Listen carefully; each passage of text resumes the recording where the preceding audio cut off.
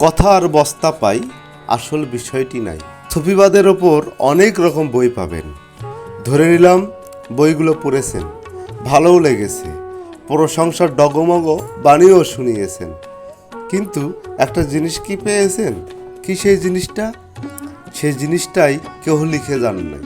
একমাত্র বাবা জান শরীফ শাহ সুরেশ্বরী সেই জিনিসটি তথা সুফি হবার পথের দিশা দেখিয়েছেন।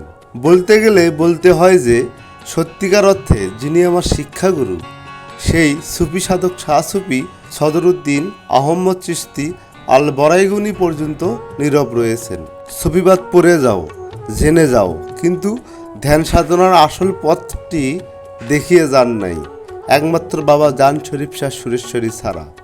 সারা জীবন পূজাই করে যাব, কিন্তু আমি পূজা পাবো না, এটা তো নিরেট কৃপণতা। একটি মাত্র প্রশ্ন করছি, কেউ কি ধ্যান সাধনার একটি স্কুল খুলেছেন? ধ্যান সাধনার স্কুল খুলে গেছেন ভগবান বুদ্ধের অনুসারীরা। বৌদ্ধ বিহার নাম ধারণ করে ধ্যান সাধনার অনেক স্কুল খোলা হয়েছে এবং তার বাস্তব নিদর্শনসমূহ আমরা দেখতে পাই।